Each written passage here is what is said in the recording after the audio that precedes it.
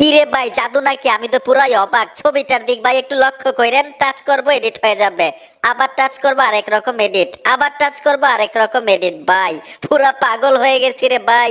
লক্ষ লক্ষ মানুষ এই অ্যাপ্লিকেশনটা খোঁজে কিন্তু পায় না, আজকে পাবেন। এই যে দেখুন, আমি টাচ করব সাথে সাথে এডিটিং হয়ে যাচ্ছে।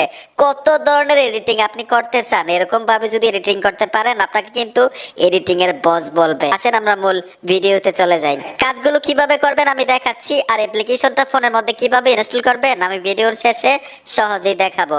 অ্যাপ্লিকেশনের উপর টাচ করার সাথে সাথে পারমিশন চাইছে, অ্যালাউ করে দিবেন। নিচে দেখুন ওপেন গ্যালারি, টাচ করার সাথে সাথে গ্যালারি শো করবে।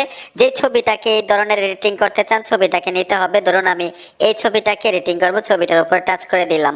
টাচ করার সাথে সাথে উপরে দেখুন লোড লেখা আছে, এই লোড অপশনটার উপর ট্যাপ দিবেন। আর অবশ্যই ফোনে ইন্টারনেট কানেকশন থাকতে হবে।